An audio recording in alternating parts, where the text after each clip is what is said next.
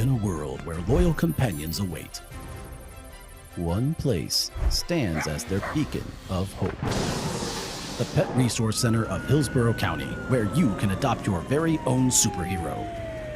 Adopt a dog. Find your sidekick and unlock the power of unconditional love.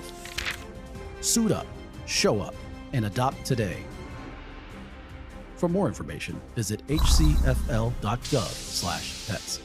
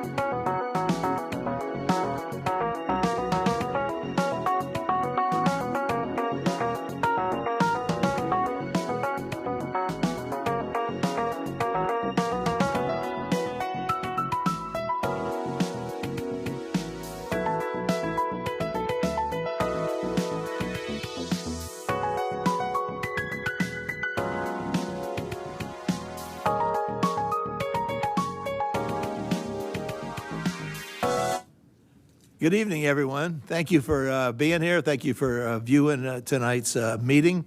This is the November 4th meeting of the Hillsborough County Charter Review Board. I want to welcome all of you here. We have some special guests as well. I'll call the meeting to order, and first thing I'd like to do is get some prayerful thoughts from our chaplain. So, Mr. Coons, would you please share some thoughts with us? Certainly. Why don't we pray, and we'll consider all that the Lord has done. Father, we thank you for this night, for this chance to be together, for the opportunity and privilege you've granted to us. And as we came in and as we looked at the sunset, just reminded that the earth is yours and all that it contains, and that your heavens declare your glory, and that we are passing through this earth, and we are to be stewards of all that we see. And we thank you. We thank you for that privilege and for that responsibility. And we thank you for this time that you've given us tonight, these 2 hours. Let us use it wisely. Give us wisdom. Give us insight as we seek your best. And we pray all of this in Jesus' name. Amen. Thank you. Well done. Would you please stand and join me in the Pledge of Allegiance? I pledge allegiance to the flag of the United States of America and to the republic for which it stands, one nation, under God, indivisible, with Such powerful words. With all the veterans meetings going on, it's just, this flag means so much. We have, okay, thank you. Thank you, I appreciate that. The first order of business is for public comment, and I did see that we have some special guests here. So, no, yes, yes, yes. Don't shake your head, no. I would like to begin with Commissioner Harry Cohen. Commissioner Cohen? Oh, there you are. Welcome, sir. Appreciate you being here. Please give us your thoughts. Well, thank you very much. It's good to be with you, and I want you all to know I've watched your deliberations, and I know that you're putting a lot of thought and effort into this process, and I just wanted to make a few comments to follow up on what I said when I spoke earlier before you had sort of developed some of your discussion.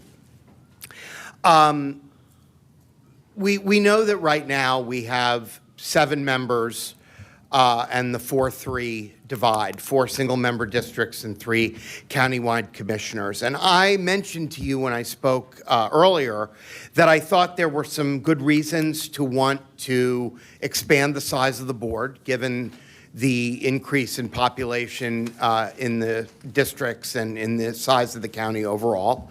And also my view that there is an important role to be played by countywide commissioners who provide a countywide perspective. Since that time, Representative Michael Owen has announced his intention to shepherd through the legislature a 9 single-member district proposal to be voted on by the citizens in the next election. And I was going to suggest to you that perhaps since he is doing that, you might consider a proposal to expand the size of the board to 9 members, but to continue the practice of having some of those members being elected at large. I will tell you that from my point of view, if I were making the decision, I would probably go for a 6-3 divide, 6 single-member districts, 3 county-wides. But as I listened to all of your deliberations, it did seem to me from what I heard that there were a lot of you that were favoring an approach that would provide for 7 single-member districts and 2 commissioners countywide. And I just wanted to offer the thought that if that were put on by the Charter Review Board, a 7-2 split with a 9-member board, and formerly Commissioner Owen's proposal were also on the ballot for 9 single-member districts, essentially our citizens would have 3 choices. They could choose to vote no on both of them and leave the board alone as it is with the 7 members and the 4-3 split, or they could vote for one of the 2 new proposals, or they could vote for both of the new proposals. And my understanding from the county attorney is that if both of the proposals passed, it would be Representative Owen's proposal, the statewide proposal, that would govern, and then we would have a 9 single-member district board. So I just wanted to throw out the idea to you that because of his proposal, the option does exist to allow for multiple choices by the voters, assuming that there'll be a thoughtful public airing of the pros and cons of the different proposals, and that individual citizens could then make up their mind which type of structure suited them best. So I just wanted to throw that idea out there. Wish you well on your deliberations, and whatever you decide, I'm sure that the voters of Hillsborough County will, in their wisdom, choose the best form of government for them. So thank you very much. Thank you, sir. Appreciate it. Any questions for Commissioner Cohen from the board members? Mr. Chairman, I do. Yes, Mr. White. I thank you for your idea, but what do you want as the county commissioner of Hillsborough County? You know, I am not. I'm not. You know, limited to any one particular proposal, and as has been stated, I have not instructed my appointees that they should vote based on my feelings. I've left it to their judgment to decide what would be right for them. I would tell you that what I would favor would be some countywide representation, and I would say that I'm comfortable if the voters decided they wanted to expand the board. I can see a scenario there, quite frankly, where people would say that they don't want to expand the size of the board because they don't want to expand the size of government. They don't want to make government larger and create more expense. So I think there's some pros and cons to each thing, but you know, I wanted to throw the idea out there because I think that after listening to all of your deliberation, it seems like the choice between what we have now and 9 single-member districts may not be enough, that there may be a need for a third choice, which is really a hybrid proposal, which is to expand the size of the board, but to still have some countywide representation. Thank you. Thank you. Thank you, Yes. Commissioner. Any other? Dr. Collins, did you wish to say something? Please, go ahead. Because you talked about the need perhaps for the at-large seats, give me your opinion or a directive as it relates to the at-large seats and the concern of individuals being able to run in the districts and then, if you wish, and then run at large, and therefore you may have commissioners that are staying on a longer time because of that, because that seems to be a concern. I'm not terribly concerned about that. I will tell you that over the years, I've seen district commissioners attempt to, and district city council members and district school board members attempt to go countywide, and sometimes they succeed and sometimes they don't. And in my own case, I felt I served 2 terms on Tampa City Council and was term limited, and I felt it was enough. I really felt that 8 years was enough, and that was fine. I don't really, I think that the voters can make the judgment. I think that oftentimes on a board like this, it's very, very good to have at least 1 or 2 members that have been around for a while and have some institutional knowledge and can say when you're having a discussion, hey, wait a minute, you know, I was here. I remember, you know, Commissioner Hagan and Councilman Miranda, they bring something to the table when they are able to talk about why something was done 15 years ago that the others of us just may not know. But I think the real heart of that is that the voters have shown that they're capable of making that decision, and sometimes they go for it and sometimes they don't. Thank you, sir. Thank you. Appreciate you being here. Next on the speaker agenda is Gordon Schiff. Please. No, well, I'm going by the list, so. But I'm sure.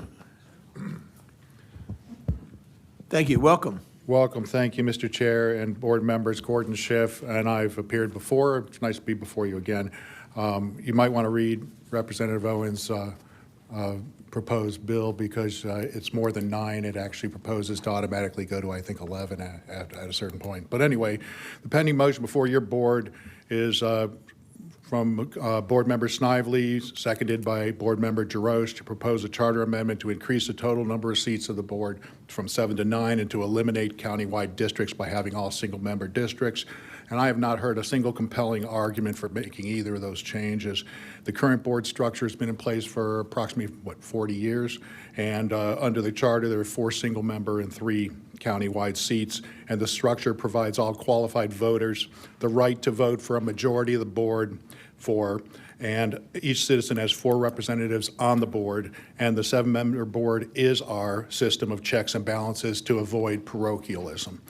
The motion seeks to reduce my rights as a voter, dilute the vote of every qualified voter in Hillsborough County, is fiscally irresponsible, and will result in wasteful expenditures of taxpayer dollars. I am here to publicly and vociferously object to the changes. I have a few comments, but I'd like to just point out, based on some comments and positions by board members, some of you have asserted a 9 single-member board will provide more representation than the current composition. I've been here before. That's just not accurate. I disagree. It's a nominal reduction in population ratios will not materially change representation. Reducing the number of representatives each citizen has on the board from 4 to 1 is not more representation. It's substantially less, and creating a governing body that is purely parochial, some call it tribalism, is not more representation. It's just a poor system of governance. 2, some members of the board have asserted we need to create all single-member districts to close what they term as what they call a term limits loophole. If you want to end the ability of a single-member district commissioner to run countywide after 2 terms or vice versa, it's really very simple. You limit them to 2 terms in a lifetime, or you build in a hiatus. That's how you do it. This whole discussion is a canard. I have some more comments on that issue, but I'll leave them for another day. The third thing is many counties in Florida have a system where all commissioners are elected countywide. That doesn't seem to be said here much.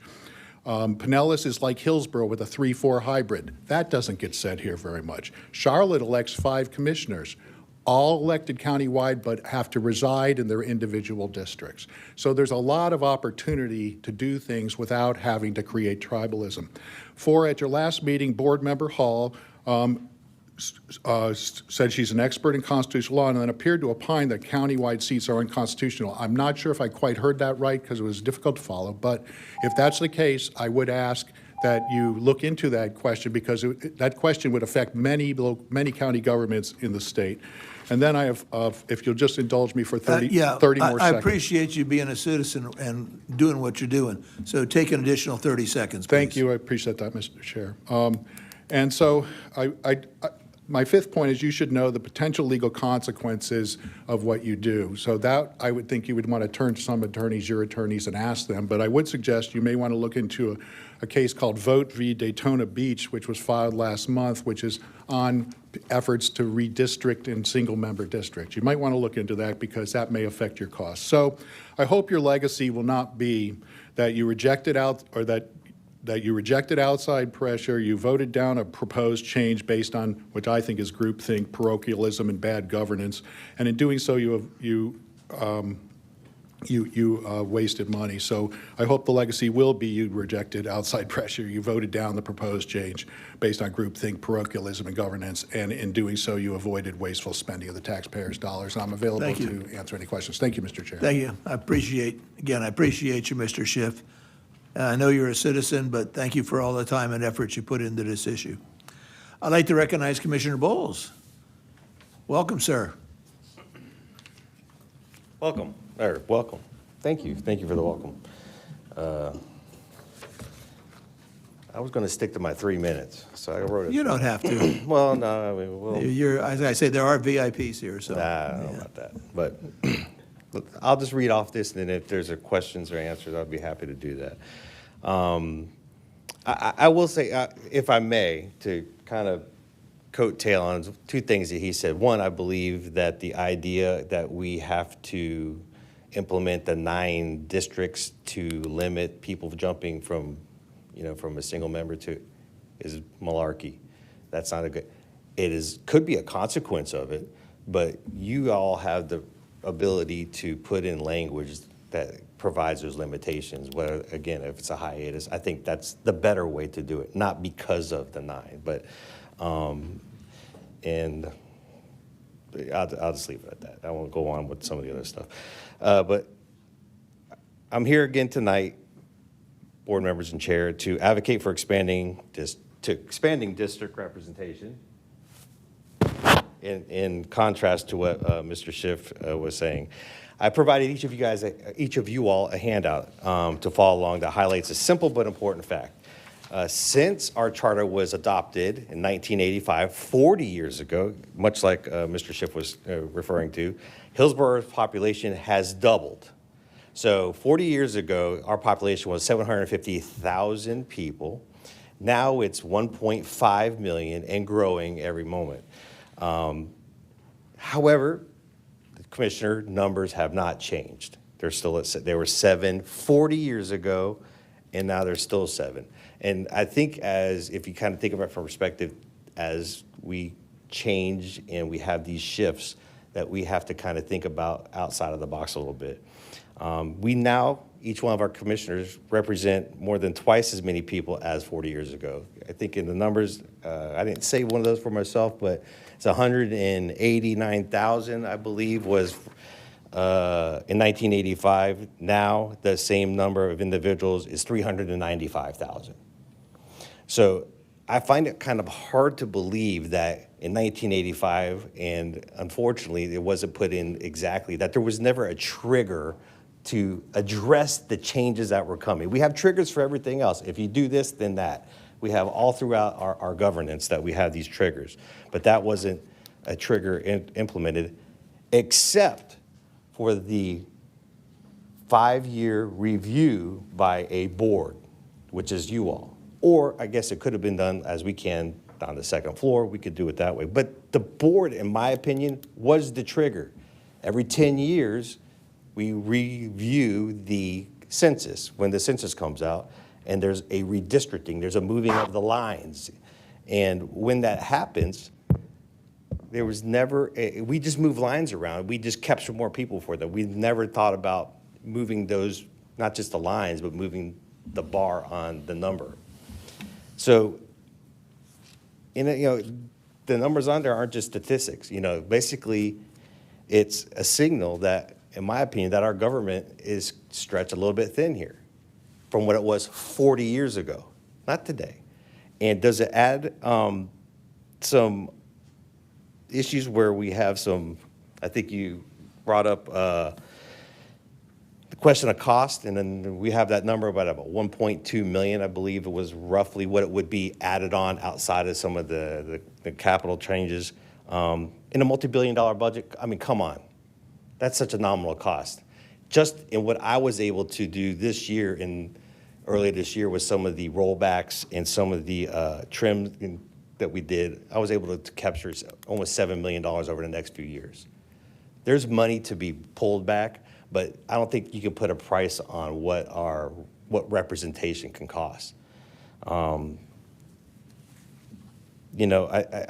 I think that today's voters elect both district and countywide commissioners. Countywide elections may have the effect of, I believe, diluting local voices and concentrating influence in a few seats tied to urban centers and populations. I believe, again, strong representation on a local level matters. People deserve commissioners who are accessible, accountable, and familiar with their district's unique challenges. Earlier today, I can give you an example. As a countywide commissioner, while everyone wants to believe that there's this innate power that comes with me because I got voted by many more than the single members out there, if I wanted to do something in District 2, I got to go run over to Ken and say, hey, can I do this in your district? I don't have that deference that Josh Wastel, that Commissioner Wastel talked about, is not given to us. There's not this inherent power that comes with representing 1.5 million, because the 400,000 that are represented by the single members takes difference over us, because again, there is a bit of tribalism and it doesn't come to us. If I wanted to go for a project, I have to go there and ask permission. And I think what we could think about is that, we're not going to be isolated. If we look at the structure that the state has, whether it's parochial or not, that's what we have. And we have single member districts at the state that represent every bit of Hillsborough County. But we all get along. Somehow they manage to get things done. Sometimes it depends on who's in power. If you talk about meaning whether it's a Republican-led or Democratic-led, but things get done. I think ultimately, though, if you look at under our charter, that under Article 4, that the idea that these benchmarks need to be placed in there. If you don't do anything, do that. If you don't do anything, put limitations on who can run. Do what Mr. Schiff was saying.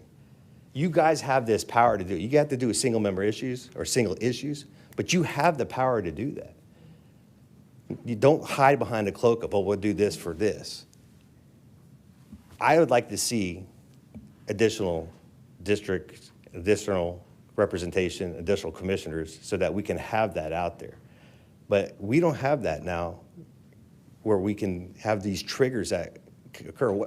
What's going to happen 5 years from now when we have 1.8 million people? Is it still okay to have 4 people? Now we got 500,000 that I have to represent. I'm representing 1.8 million. And then we get 14 people in a room that can't make that decision because we're worried that we're not going to have that, quote, representation, or there's going to be tribalism out there, or there's going to be someone who's, worried about who's in power. I think this is a problem that when the original charter was created, that they were hoping that we would have that fourth site, whoever this board was, and the board members would say, at some point, we need to have a trigger to do that. It's not there. You guys are the trigger. You all are the ones who need to kind of have that forethought and foresight. So in my opinion, I believe that the charter and the framework has outgrown itself of its 1985, where it started, and that we need to kind of think ahead and expand that district and look at how our government is run and make those changes. So I'll leave it at that. Thank you, sir. You've been very persuasive. Are there questions for the commissioner? Yes, ma'am. Recognize Ms. Holt. I just want to make sure I understand. I just want to make sure I understand something. When you say that you have to go ask Commissioner Hagan for permission to do something, is that like a courtesy protocol that exists, or can you explain the dynamics of that to me? So it just played out today. I'm sorry, I didn't get to watch today, so. No. I'm just talking, it has, and it has in the past, but and it's not Commissioner Hagan. I used him as an example. He's safe with, because we're good. But if I wanted to go, let's say he had a capital project in his area, and I don't know, it just sat there, and I wanted to go and take some money from it because it hadn't been used. Could I do it? I suppose I could. But the idea that I'd have to go talk to him because that was something that he fought for in his area. Well, his area is my area. I hear all the time that, my constituents. Well, you know what? They're my constituents because 1, 2, 3, and 4, all of those people voted for me as well. But I don't get that deference. It's exactly what Commissioner Whistle said. We get no deference with anybody. In this building, if I'm going to do something on this floor, go ask Greg or Bonnie or one of them. It's like, did you ask the commissioner about it? Commissioner Whistle or Commissioner Hagan, Commissioner Myers, Commissioner Cohen? Because they represent the tribe in 1, they represent the tribe in 2, tribe in 3, and tribe in 4. I represent who? All of them? Well, if we're talking about we got these tribes, why can't I just go in there and do what I want? Meaning, I'm not going to kick the top off an anthill necessarily and stand in it. But the idea is that there is no deference. So where would you find, where would you consider that to be the line where you draw? Well, I mean, as the elected public defender so who used to put in her own LBR request and would sometimes, someone would say, well, how'd you get that? And I didn't. So I wanted to make sure I understood that it's a courtesy protocol. It's not written anywhere because it does take 4 people to get a project going. Precisely. So, and I know you have to do everything in the sunshine, so I assume there's going to be a discussion, hey, you've got this capital project out here. I know we all voted for it, but I think this is more urgent. I may think it's more urgent, but maybe District 4 doesn't, or District 3, District 2, whoever it is. It's nameless, it doesn't matter. So to me, I think that is one of the problems with the countywides that, when we're talking to staff, it's, did you talk to so-and-so about this? If you want to do that, well, why do I need to talk to them? I'm a countywide commissioner. It really is it means nothing. And then the only other, I guess I also wanted to understand one other thing, and that is,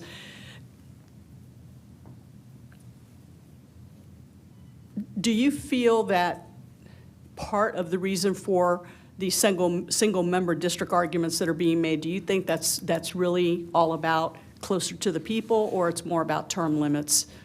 Or do you think it's both, and you'd like to see both fixed? I'm happy with term limits. Like, whatever you want to do with term limits, that'd be great. I have no problem with that at all. I think, again, as Commissioner Cohen says, you know, could I do what I want in 4 years or 8 years? Sure. You know, 8 years is the term limits for us. Yeah, that's fine. Do I also believe that there's some value in the institutional knowledge and experience that comes with having someone that's been around a minute? Absolutely. That's where I was with the last organization I was with. So I understand that. But as far as the single-member districts, I heard that when I was driving back from Tallahassee at your last meeting. I was listening to y'all on my radio. You didn't fall asleep? No, that was riveting. No. And here I am. I'm chewing into your time already. But the point is that I don't believe that's the issue. I just brought that up as that shouldn't be something to focus on, because you all have the absolute ability to put limitations on that in language, which I'm sure Mary Helen would be more than happy to figure something out and to help you out with that. Thank you. Thank you. I recognize Mr. White. Thank you for coming. I Yes, have a request. So Yes, sir. 6 of the 7 county commissioners have come before the 2025 Charter Review Board. And last meeting, I brought forward a previous resolution that was passed by the board on December the 18th, 2013. I would like for you to place on the agenda for the Board of County Commissioners to pass a resolution and send this Charter Review Board something that you all agree to as a body, so you can speak with one voice. We're hearing these different ideas, but we don't have a formal document from the Board of County Commissioners as previous commissioners has presented to the Charter Review Board. And so I'm looking for some professionalism. I'm looking for some courtesy, some leadership from the Board of County Commissioners. And I would like for you to place on the agenda as a countywide commissioner this agenda item, and you all give us something that we can address that the entire board has formally voted on. Let me comment. That's an individual request, Commissioner. It's not coming from this body. And the reason I'm asking that is because I really don't believe that the county commissioner is going to allow the legislative delegation to vote out something, or the state House and the Senate and the governor to vote out something without the board taking a formal position. So I'm asking the board to do it now, early, and so this Charter Review Board, as citizens, can consider a formal request. Okay. You know, as I understand it, and I'm sure I'll be corrected, I got legal over here, we can do that now. As the Board of County Commissioners does not need to go through this body to affect the change of expanding districts or making the change. We can all vote it on downstairs. And I think the idea is to provide you some insight as to what we want to do, and then for you all to come to an agreement as to what that is. And I'm chewing up your time, and I'm very sorry for this. When I brought on a previous issue, when I brought it about the fire chief, I brought it to you with the idea that you guys could then chew the fat, throw it all out there, someone brings a couple things home, and you all come up with the language. If you wanted me to come up with the language, I got it sitting on my desk right now. I could bring it up here in 20 minutes. I could bring it to you. But my idea is that you all are the ones who are empowered at this moment to make these changes and put your input in based on what you feel that what we may want and what the people want. If I'm just going to give you what I think, why even bother with this board? You guys are just puppets then. I don't see you all as puppets. I see there's 14 individuals here who have minds, very powerful personalities, and that you all have the ability to do what you want. Don't let me tell you what to do. And I don't think that's ever going to happen. I'm going to tell you, Mr. White, what to do. But the point is that you all have the ability to do that, and I think you should run with it and be free with your thoughts. What I'm saying is, I don't think the House I've written you representative all in Florida, three the state times. senate in Florida, the Hillsborough County legislative delegation, or the governor are going to be considered as puppets. I think the Board of County Commissioners is going to formally voice their opinion on what they think the structure of government should look like if it reached that level. I'm saying do it now, before this board, before this body. Give this charter review board some formal opinion through a resolution like the previous county commissioners have done, so that we can take that the Board of County Commissioners is speaking with one voice to the Charter Review Board of Hillsborough County. That's what I'm asking for. Let me interject real quick, Commissioner. Sir. Again, I think you hit the nail on the head there. And we've gone around with this. We are independent of it. We're just puppets if you're looking for direction. Why are we doing this? Why have we done this for 10 months if you're looking for the 7 electeds with one voice to tell us what to do? That defeats this whole purpose, and keeping it independent for 14 individuals to come together and put together a proposal. So I appreciate the insight that you and your colleagues have provided us, and that's what it is. Because we can take your insight and be like, that's great, or we can take it and be like, we disagree. Either way, we're not being directed by the 7 electeds. We don't need a resolution. We don't need one voice from downstairs to tell us what to do. Why do we have this commission if that's what you're looking for? It defeats the point. And I think we need to move on. Mr. Taylor. Mr. White, did you want to comment on that? Mr. Chairman, I still had the floor. Yes, sir. Go ahead. And so, that's what's important to me. This charter was passed in September the 20th of 1983. And the black community, the NAACP, under Bob Gilder, who was the president at that time, he did not support the 4-3. The NAACP in 1983 did not support the 4-3. Bob Gilder wanted 7 single-member districts. All right, and it was only 12% of the vote that created the charter, only 12% of all the voters in Hillsborough County. And so this is a formal process. None of us are puppets, but this is a formal, legal body that's in sessions, and you do things the right way. And for 6 out of the 7 to just give us an opinion when you all can come together as a board and send a resolution that how government works and operate, that's what we need. And I think that will carry weight. If nothing comes out of this board, it will carry weight with the legislative delegation, and it'll carry weight with the governor's office. So, Commissioner, I urge you to take his request under consideration. I appreciate you bringing it up, Mr. White. Yeah, absolutely. I Any appreciate the other dialogue. Any other questions for the commissioners? Yes. I just Ms. have Hall? one short question. Just to be clear, you were the one that had this pass around? Yes, ma'am. Okay, I'm just That's my looking. paper. It doesn't have your name on it, so I wanted to make sure I knew I was authoring it. I'll claim it. Okay, that's great. No, I think it's great because I'm a numbers girl and I like seeing things like this. So I don't want to put any words in your mouth, but from what I hear, you like the 9-0 because it gives us 175, a greater representative to voter ratio. I have provided you guys documentation on several occasions that advocate for that. Yes, no, that's Yeah. fine. But am I to also understand that you would be okay with a compromise of 7-2?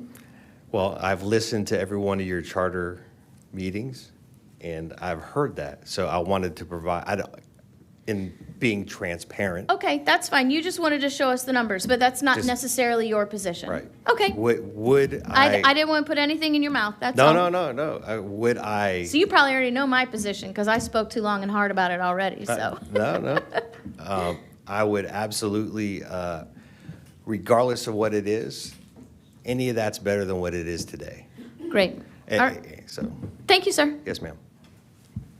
Ms. Snively, please. Thank you. Thank you. Thank you for Yeah. being here this evening. You're So, welcome. and this is, I don't know if this would be directly to you. It involves you, but it might not be directly to you. So, but I've just thought about the three county commissioners, the three countywide commissioners have all come, to speak to us and have given us, some of their opinions and documentation via writing. And it occurred to me that it is a bit ironic that this might actually put you in a precarious situation at reelection time. Yes. All three of you. Yes. Is that correct? That's correct. Yet they're still supporting, well, what I gather, again, I don't want to put words in your mouth either, but what I gather is that the three commissioners that came to speak with us are all in support of 9 single-member districts, or single-member districts, whether. No. Donna Cepeda was favoring 7. 7. At large. 7 at large. And, yeah, I mean, 7. No, that's 7 single districts. Yes, I'm sorry. yes, yes, so just So like, she was just for what the I said, elimination either of 9 countywide. or 7, but single-member districts. Well, she also saw the advantage of countywide, though, so she really spoke as to both. And as a matter of fact, coincidentally, I spoke to her today, and she reiterated that to me today, just in a conversation about something else. So, Well, I would call objection to that, because, can I finish? Sure. That's okay. You know what? I'm going to do this in closing Well, argument. okay, so I think I still have the floor. So I just wanted to make that point. I don't know if you have any comment around that, if you wanted to, but I just found that interesting, and that all of the countywide commissioners could be placed in a precarious situation during the next election, but are supportive of single-member districts. That's a very insightful comment. Thank you. Was there anyone else that wanted to make a point? Dr. Collins, did you wish to speak? May I? Yeah, yes, ma'am, go ahead. Thank you. I want to act like a very knowledgeable person who exactly know what you put on this, but because you've shared the information you've given and you've talked with us, and we have this flyer, can you kind of just go over the flyer real quickly with us? The flyer? Yeah. Yeah. It's too bad. What's that thing that's next to the other podium where you can stick it up? Elmo, yeah, Elmo. I don't know how they got that name, Elmo. So for our people out there, there's this flyer. I'm looking at one of the cameras there. Good. All right. All So the folks this on flyer- TV can see it. Thank you. It has essentially 4 demographics of the last 40 years. It says 40 years, 7 commissioners at the top. It has some population growth starting in 85 and then ending up in 25. In 1985, it shows our population was, I'm just going to round these numbers, 760,000. In 95, 905 or 6,000. In 2005, 1,131,000. In 2015, 1,325,000. And today, 1,581,000.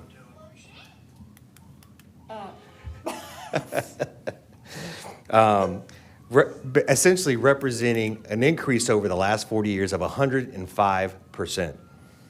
The single commissioner district representation shows on one side of the page, in 1985, when you had your 4-3 split, you had 189,106 people in the 4 single-member districts and 395,356 in the 4 single districts. Then further down on the 7-2 split, it shows that if you were 7 in today's numbers, that's why it's under the 25 column. If it was a 7-2 split, it would be 225,000.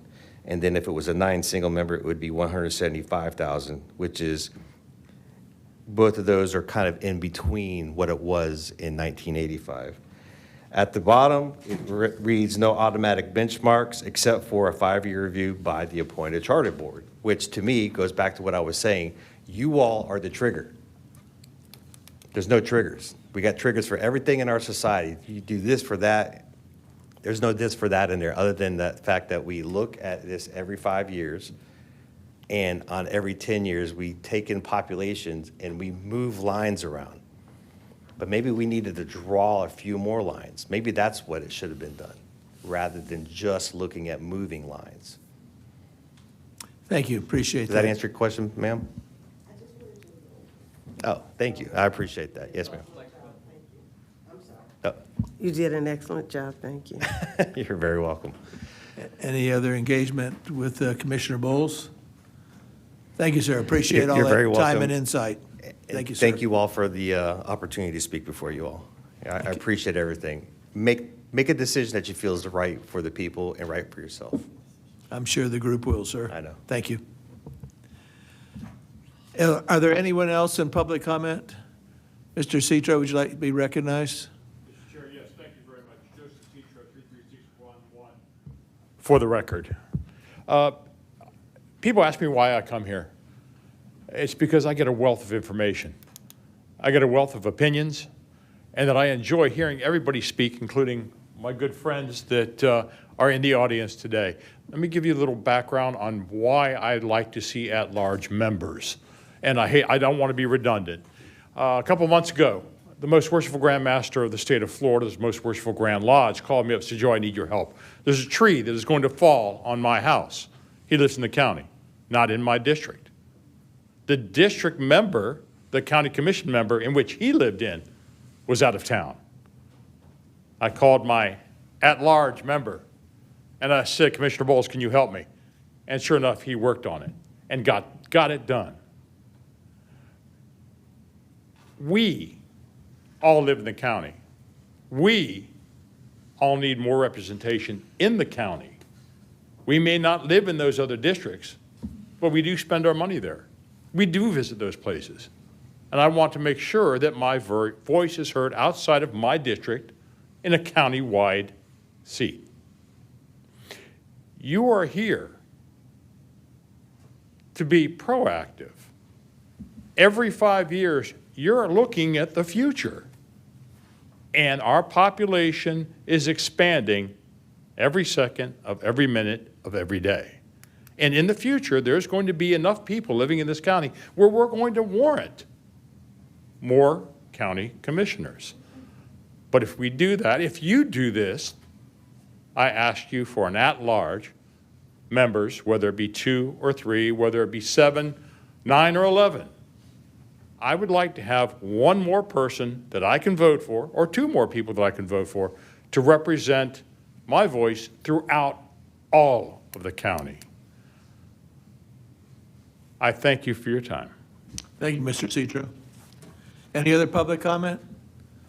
Seeing none, that closes public comment. The next item of business is approval of the minutes of our October 14th meeting. They have been circulated. Does anyone wish to make any changes or amendments? Yeah. Can I call for the vote? Who would like to make a motion to approve? Motion to approve the October 14th, 2025 We meeting have a minutes. motion by Mrs. Holt. Is there a second? Second. Second is by, Ms. Droege. We have a second. Any discussion of the motion? I'm going to call for the vote. All in favor, say aye. Aye. Aye. Opposed, like sign. Motion carries. Thank you.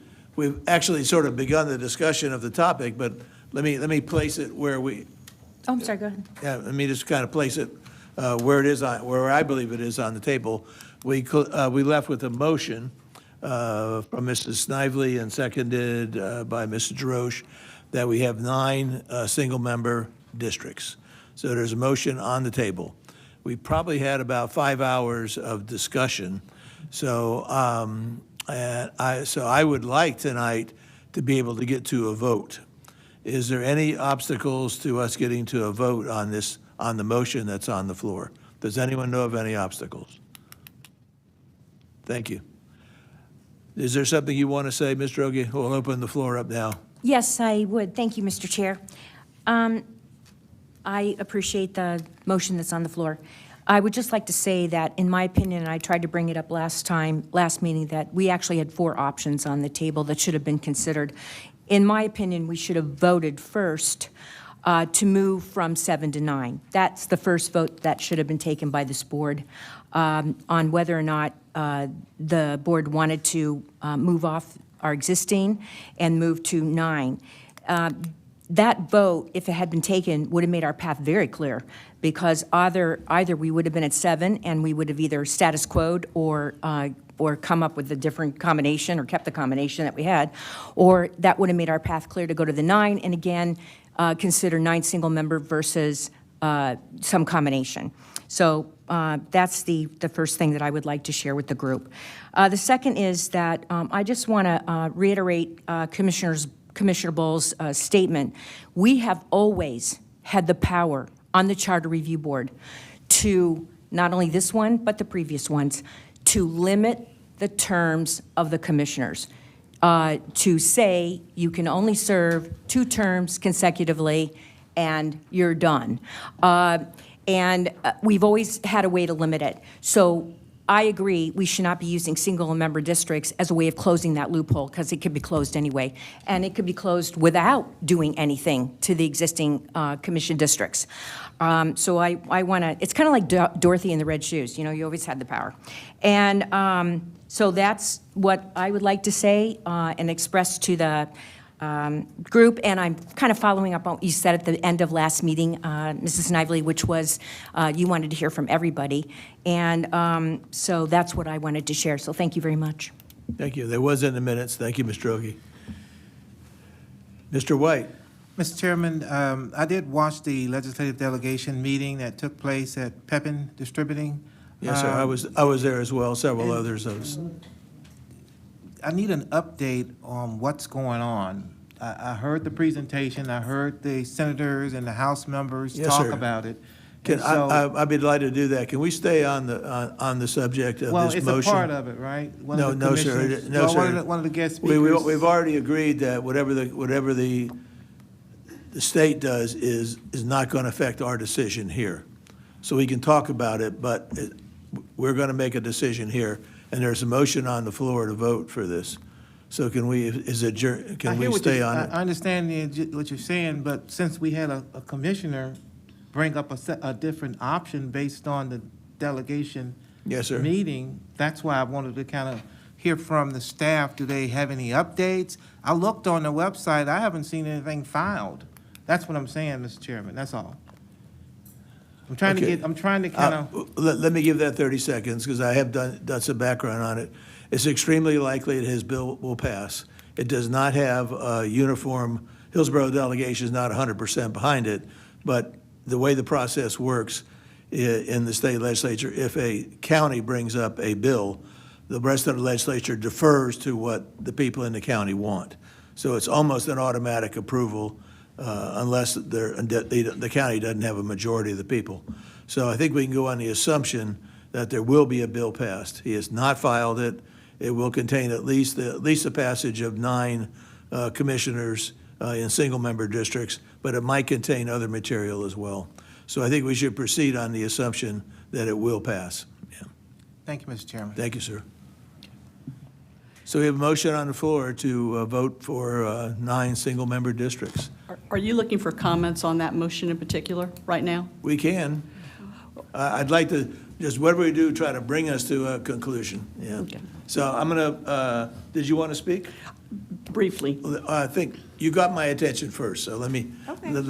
ask Mrs. Snively to comment.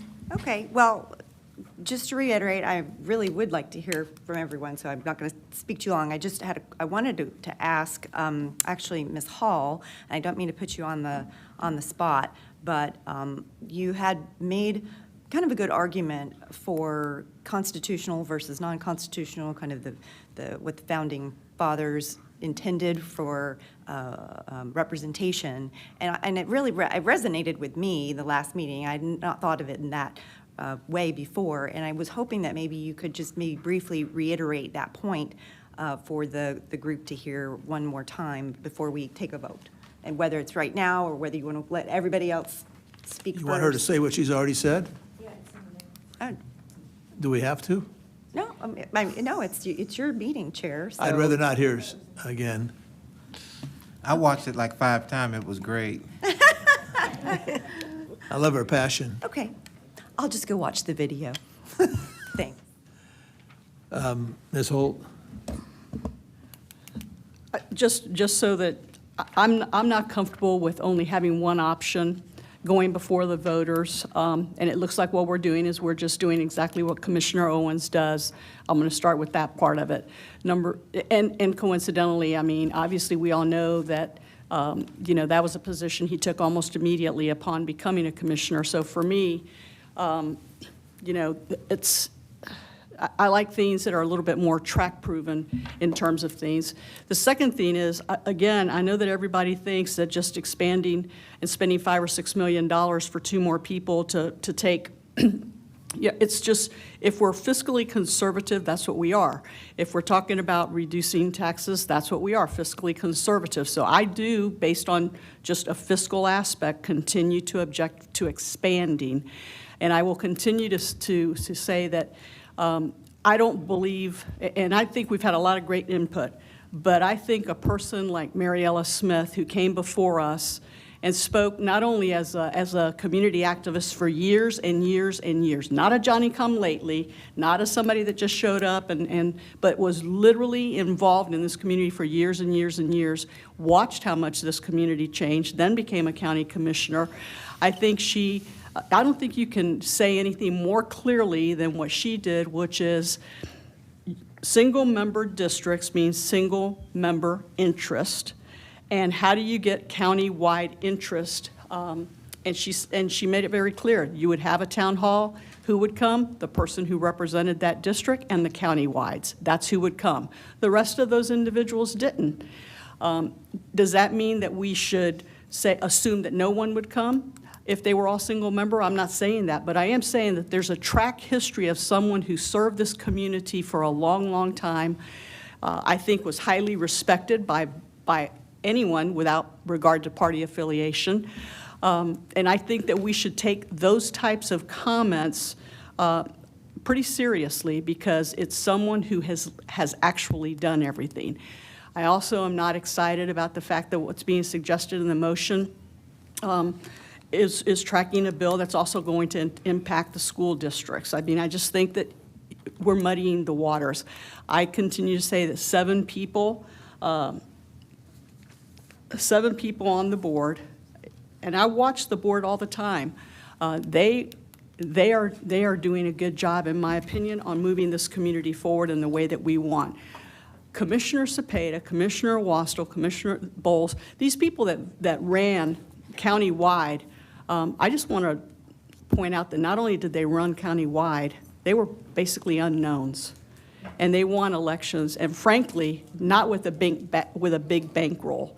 So I think it's a little bit unfair for the community to believe that people who are not well-known or people who aren't well-bankrolled can't win an election when we just came off of an election where 2 people actually did just that. And I don't think you can say that either one of those have not been pretty vocal, have told you how they feel about things. And again, countywide people, it forces you to not only focus on your district that you live in, which is something that Commissioner Bowles says, require people to live within a certain district. But somebody has to have that big overarching thought process, and to assume that 7 people who are fighting for the budget, and I'm hearing what Commissioner Bowles says. You're fighting for money out of the budget all the time for whatever you want. So that's going to continue to happen. But as a person who votes, I again will say that the idea that you can call on county-wide people and ask them to do the same things that you do the single district people and hold them accountable does have value, does have value. I believe Ms. Hall is probably so articulate on so many issues that we've had here, and I've been very impressed with that. I'm not concerned with the constitutionality of where we are with 7 members and the makeup that we have, because it's existed for years and it exists statewide, and frankly it exists nationwide. So I'm not convinced that that's problematic. What I am convinced is that I believe that the community deserves to have a framework that has been working, and so whether it's 7 members, whether it's 9 members, I think that there needs to be countywide representation. A concern about automatic triggers based on population alone, I think that that can be handled by the 5-year review. I caution you on anything that is an automatic trigger, because you don't know what the finances are going to be at the time, you don't know what the climate is going to be at the time. And I caution you on anything about automatic triggers that impacts just based on population alone. And I see what these numbers are, but just today, there were actually stories that were talking about the people that are leaving Florida at the same time that we think that our population is growing. So we should deal with the situation that exists today, and that includes the makeup, the financial aspects of our lives, and all the countywide issues that literally exist in this community, and there's a lot of them. So I would, with all due respect to Ms. Snively, who I've known for a long time and who I know served the school board and who, I get along with, I would be a no vote for 9 single-member districts for all those reasons that I have stated. Thank you. I appreciate the insightful comments. I'm going to recognize Mr. Coons and then Ms. Hall. Mr. Coons? Mr. Chair, point of information. So a subsidiary motion would be a motion that would change the motion that's on the floor. Yes, sir. Okay. I saw, yeah, you're correct. Okay, I would like to make a subsidiary motion, and if it's seconded, then I would like to speak to it. And my subsidiary motion would be that we move from 7 members to 9 members. Repeat that. What's on the floor? Couldn't hear you. Yeah, because that's what he said. That sounds like it completely alters the original motion. It's a substitute motion to go away from dealing with the makeup, but just going from 7 to 9. You want to start there? To separate it. Yes, okay. To Ms. Drogi's point. Yes, I Because then it's easier Yeah. to know where we stand. The first thing to go from 7 to 9. Right. I thought we did. Oh, sorry. Right now, we're on the makeup. It's It's just- 9 single-member districts. Right. If we did I what do he's remember saying, there's Mr. no Taylor members. made the remark that he wanted the discussion centered on 9 members, but it was a discussion, not Correct, but correct, but not a vote. So let's see. Well, I will- Is that, Correct. I think it needs a second. substitute motions on the floor? he's referring as a subsidiary motion, Or is it Thing. We'll use substitute substitution. motion? substitute Yeah. motion. With no second, yeah. I'll second it. Great. Okay, so we have a motion, Mr. Coons, and a second by Mr. Taylor. Do we all understand? It would, and how it would impact your motion and your second?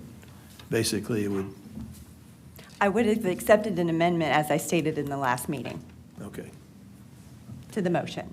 I just wanted to start the discussion, which is what we weren't doing. So I would either accept a friendly amendment or a substitute motion, whatever gets us moving. So, okay, let me recognize Mr. Shaw and then Mr. White. Thank I'm you, Mr. sorry. Chairman. So I think I may support 9 single district members, but let's get the 7-2 out of the way first. If that doesn't pass, then I may support 9-0 single district. And I think there is value to at-large members. I think 9 single district to me is everyone is out for themselves and nobody for everybody, really. Basically, that's what it is.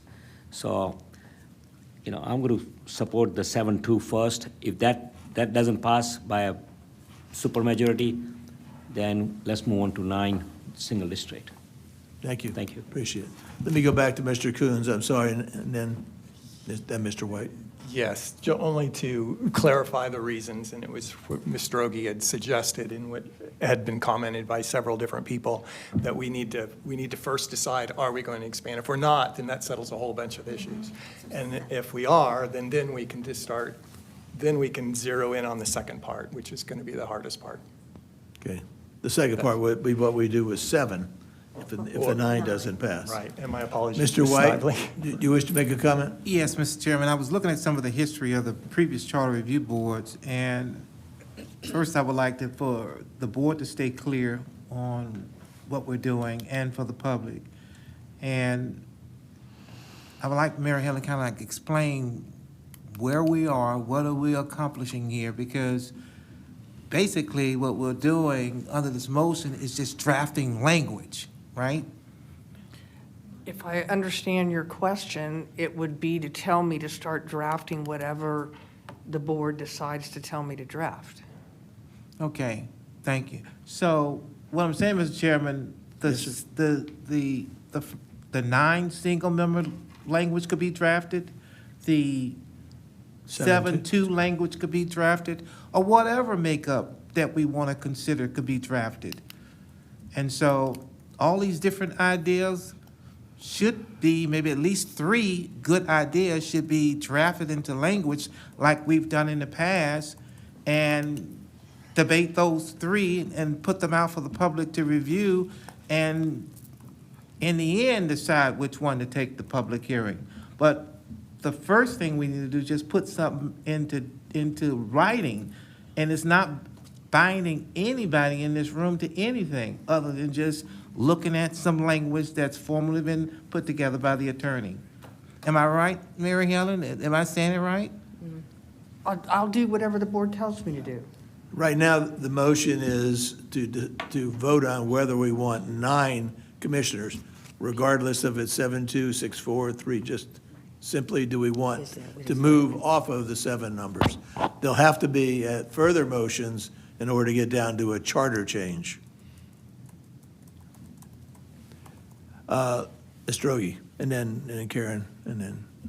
Well, no, I just wanted to clarify, Rick, what your sub-motion or your amendment, or whatever we want to call it, is to take that vote that I talked about amongst the board members, Yes. all 14, to say, are we moving off of 7? That's it. That's it. That's correct. That's, Mr. Osh? Yeah, I would be supportive of the motion. And one of the reasons is something that Commissioner Bowles brought up. He mentioned the lack of a trigger in law. And when I served on the Hart Board, there was a trigger embedded. Anytime the population rose by 150,000 population, we were to add another board member, or still are. We're still under that original charter. So there's now 13 members on the Hart Transit Board, and we only have 7 on the county commission. And I think we are the trigger. I like that. It hasn't been changed in 40 years yet. Our population has doubled. So I'm not going to belabor that anymore. That would be one big reason why I'd be supportive of that. Mr. Taylor? Actually, I wasn't going to bring this up, but just for clarification, when he's talking about a trigger and the trigger you're talking about, in theory, we could be that trigger. We don't have to discuss it. But are you saying you would want to kind of codify that? No. I'm sorry. I wasn't clear.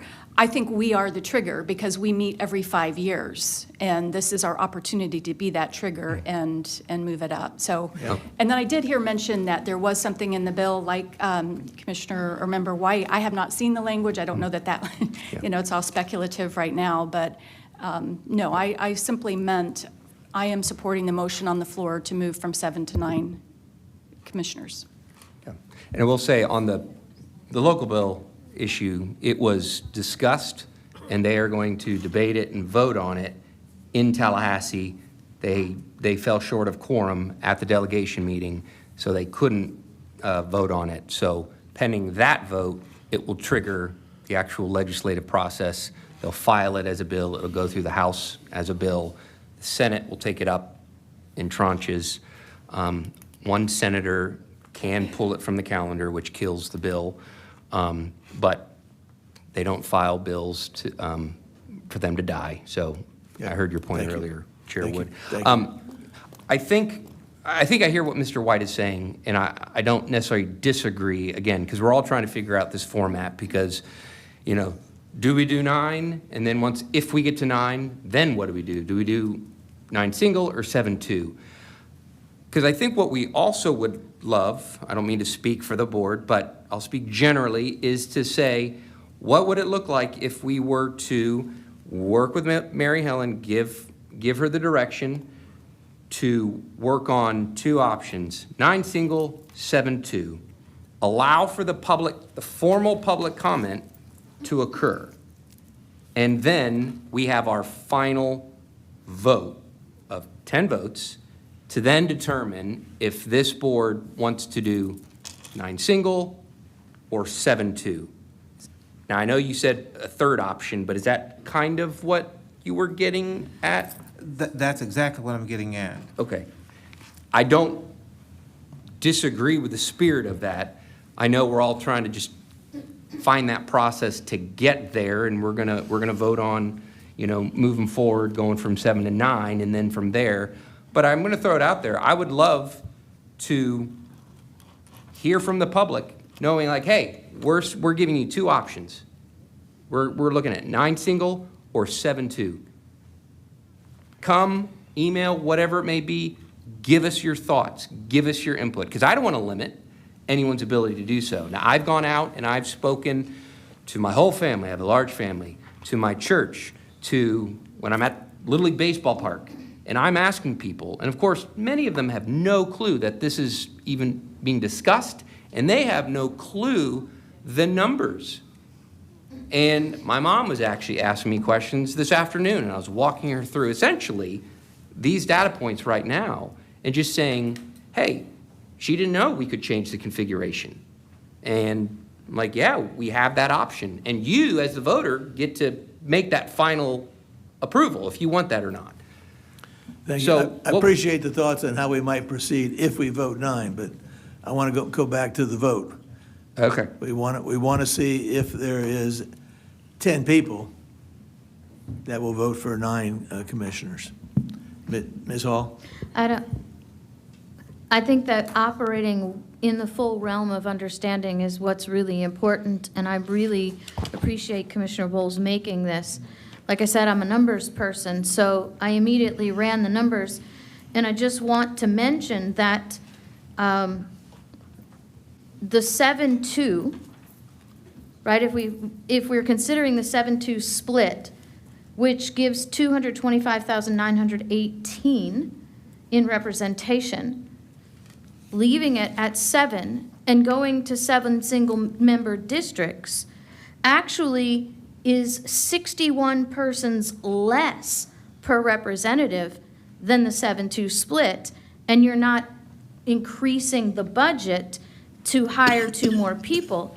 You still have 7, but you're increasing the power of representation by making 7 single districts, which comes out to each board member representing 225,857 people, which is 61 less than the 7-2 split. So if 7-2 is considered a compromise, we could save taxpayer dollars and just go with 7 single districts and actually increase representation that way. Okay. I did want to mention, because my name's been thrown around a bit, In a nice way. I was going to say in a good way. No, in a nice way, but I do, with the rules of order, want to make some clarification. The references that I made to Supreme Court cases regarding countywide and I always forget what that name is, the open districts, is not just simply because the courts have found them unconstitutional, because they have, that's undeniable. But what I feel is more important as why they did, which goes back to the point that countywide and open districts are an illusion of representation. They're not actual representation. If they were actual representation, then why wouldn't we just give everybody 5 votes every time they go to elect? They could cast 5 votes, and then they would get 5 times more representation. But we know that's not how that works. It gives you a feeling that you're doing more, but it actually is a distraction and an illusion and doesn't give you more power. It gives the majority population more control and more power, but not the individual. And that's why we were built on a representative-style government with equal representation, so everybody had the same count of vote out there, and it's not diluted in that way. Thank you very much. I would recognize Dr. Collins, and then Beth, did you want to speak? So let me recognize Dr. Collins now. Okay. Let's get it going. This is my continuation from last month when I indicated if we all get an opportunity to talk. I'm not going to be long for two reasons. The analysis that I did with the numbers, that's why I asked him to make the presentation, is pretty consistent with what Board Member Hall just indicated, and much of what I wanted to say kind of somewhat came out of what I heard from Vice Chair Hope. First of all, I'm not going to be for 9, so that's one vote out. I'm going to stay with 7. And the reason being is the additional cost. I'm also concerned about what I heard at the legislative delegation meeting, because it was clearly stated here by Mr. Schiff as well, that that bill that's being written, if it's written the way it was presented by Representative Owens, or Legislative Owens, what he said was to increase it to 9, and he did say go to 11. Yeah, so he's already placed the trigger in, which means 11, and then ultimately might end up being 13 as the population continue to grow.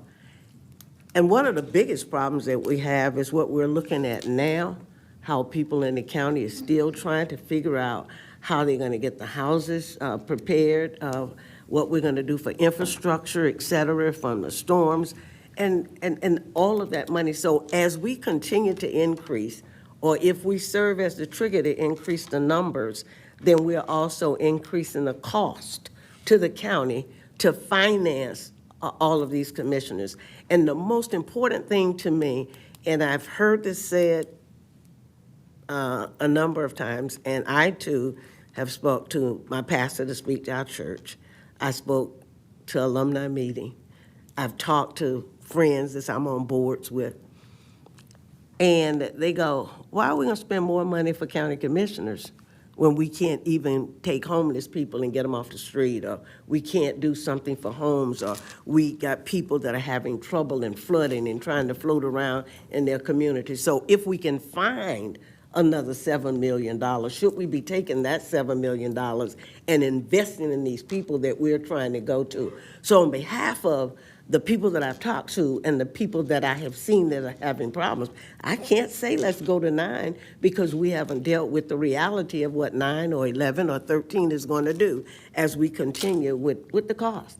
And that to me is just the opposite of where I was at the beginning of this discussion, because initially you guys had convinced me that our population growth was so great until we needed to make sure we increased the commissioners so that the service and the representation would be greater.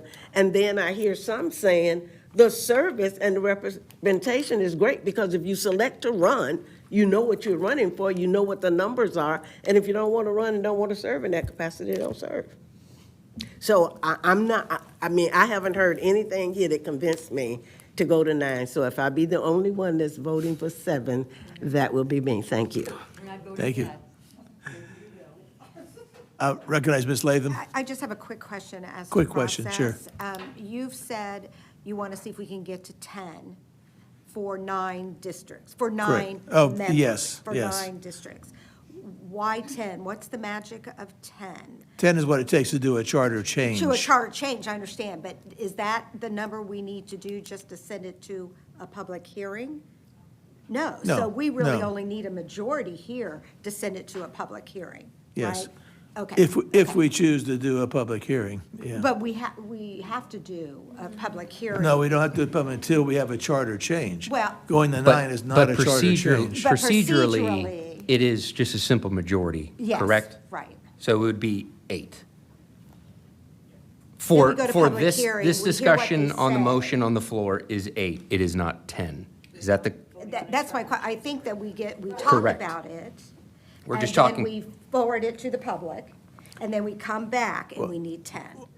That's the right We way, could correct? approach it that way. Then we have to talk about the merits of will we really get public input? Do we want to take another month to put out 2 proposals? So And that's for the group to decide, you Okay, know. okay. I just I set the didn't know bar the at 10 distinction. because I thought it would be an indication of if this thing Whether we're has de- any we're- chance of ultimately going through. Because if there aren't 10 votes for anything that, you know, doesn't bring us I would just nine. appreciate the public input. I think that's good cover for the entire board. Well, again, I to think do there that. should Short of be a 10. clarification, because again, I do think procedurally, it is a simple majority, just like Correct. county commission procedurally will do a simple majority, but then once you do the final vote for an ordinance or whatnot, it demands a higher threshold, which is appropriate, and that's the 10 to then put it on the ballot. Yes. But for this vote and probably some subsequent voting that we're going to do would be a simple majority. I got it. I got it, Correct? Jim. No, I'm with you to get clarity as well, because I keep hearing 10 and I'm internally confused. So, Ms. Hall? So I agree with Ms. Latham and Mr. Taylor, Mr. White, I think a number of other people. I really want this to go to public discussion. I really do. My question is, what are we giving them? Are we telling them you're going to come and discuss what we've already chosen? Or is it possible for them to come and discuss multitudes of things? And I know that there's irritation when we talk about these things for a really long time. I just want to humbly say, it is not a waste of my time to be here. I don't feel this is a waste of tax dollars for us to be here. We are engaging in the real political representative process, and I am so honored to be a part of this. But I would really like to hear from the public how they consider our discussions, and I really believe the people who come up to speak really take the time to be prepared based on what they feel their position is. So are we giving them a false dichotomy of, you have to tell us whether you like 9 or not, or are we telling them, here are our choices. We can stay with 7 or we can go to 9. We can split the 7 or we can split the 9. Why wouldn't we want to hear that kind of input from the people? Not that it would be the decision for us, but I think it's really important to hear that. And I feel a little uncomfortable dictating to them what they can tell us from their position. And I may be wrong. Maybe I'm missing something. Ms. Droege? Well, my understanding has always been for the Charter Review Board meetings is that these meetings themselves are the chance for the public to come and give us their opinion on what we're doing. These are published, they're noted, I can't speak for people who don't know about it because maybe they just don't take the time to be informed, but my understanding is that's what these meetings have been all along, is for the public to come and have a chance, 3 minutes, sometimes we do the timer, sometimes we don't, have 3 minutes to give us their opinion. Am I wrong about that? Mary Ellen? No, you're not wrong about that. I hear what you're saying, Ms. Hall, and I think Ms. Droege is correct, though, in terms of we have the public comment at the very beginning for, just like Mr. Schiff has done week after week, to offer. So is there a different step that we're talking about then with a public hearing? Well, so the public hearing is a part of the actual process that we have to adhere to before it then goes to the ballot for the people to vote on in November. We're required to have that public hearing. A public hearing, meeting. once we have a charter change. Right. Once you have a charter change, not So a. I think that's the confusion. I'm confused about having public discussion. Well, and then let me try to clarify. If we just vote on that we're going to be happy with 9 and then do public hearings, that won't work. We've got to say it's going to be 8-1, it's going to be 7-2, it's going to be all the way down the scale, right? You have to put a specific proposal. Yeah, the staff can't. Okay. The staff can't put together every mathematical combination and send it out there for public comment, you know, right? That's not, I don't think what anyone is saying. I'm saying for this meeting, we're just saying for discussion purposes, we wanted to debate 9. We wanted to start there. And then if we vote and we get 8 votes, then we will immediately continue our debate on 9 single or 7-2, because we've got the votes to continue that discussion here, not triggering Mary Helen and her staff to come up with language. That's why I keep saying, just process-wise, internally, for this discussion, so people can follow. We voted to discuss 9. We got the votes, in theory, to get to 9. Now So- let's keep the debate So going. after the vote, then we'll further vote on whether it's 7-2 or 9-0. Is that correct? Or Or 6-3. I keep hearing 7-2, and I feel like Yeah. who's locked us into 7-2?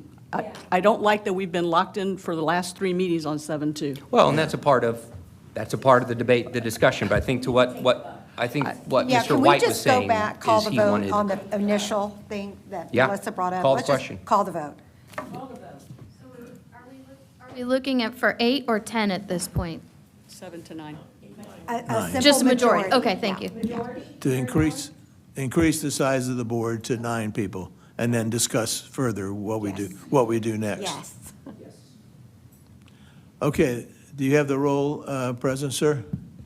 Yes, If sir. you would go through the roll. So a yes vote is in favor of going to not, having a discussion of 9 commissioners. We're not specifying if it's at large, single member district, or what.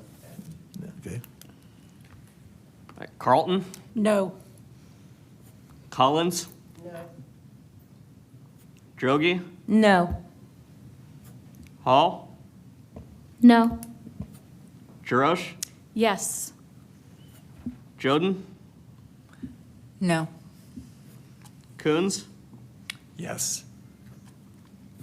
Latham, Yes. Shaw, Yes. Snively, No. Taylor, Yes. White,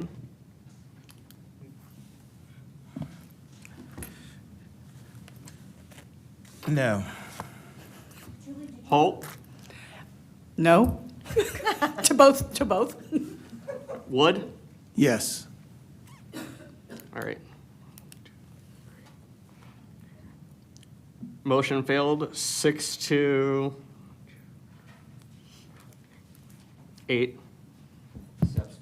Ms. Carlton, Dr. Collins, Ms. Drogi, That was the Ms. Hall- substitute motion, right? Right, okay. All right. What's the count, please? It's 6-8. The motion failed. Motion The failed? motion being, moving from 7 to 9, failed. Okay. So, point of order? So now we go back to the original motion? Sorry. Can we No, reiterate the original I motion? thought we so I'm substituted. Sure where we're The at? substitute failed, so we go back to the original. You don't? Okay. That was a substitution, I understood. That substitution replaced her motion. It didn't pass, so now we're back, our path is clear. We're back to 7. So either we are maintaining the status quo, 4-3, or we are considering other paths. Let me ask legal Is that- counsel, is that yeah. the correct interpretation? Yeah. Yes. If the substitute fails, You don't go back to the original motion? Mary then that's, But it then replaced- then it the original replaced- is still on the It table, replaced the original motion. and it failed. Right. But it was never passed as a substitute. That is correct. So procedurally, Well, that- we are supposed to vote to substitute my motion, then vote on the motion. On the substitute. So we're back on Ms. main- Snively's bill, or Yeah. motion. I'd like Mary Helen to comment. No, we're not. No, No, it's a yours is substitute gone. motion. Well, So I'm- what first of all, happens? I'm not a parliamentarian. Yeah, I'm not a parliamentarian, but it seems like if there's a substitute motion that fails, the main motion is then voted on. But if the substitute motion is 9 commissioners, however you want to do it, then the main motion of 9 single member, you would think that that would be the same way. But, you know, I'll defer to the chair if you want to take another vote on the 9 single member, that's appropriate. I think we'll have clarity if we do another vote on the original motion. May I read from the internet? Well, no, I just Yeah, agreed with because you, I Robert's think. Rules of Order is puts it back to the original motion. I It says just- a I disagree substitute with you, motion. Ms. Snively.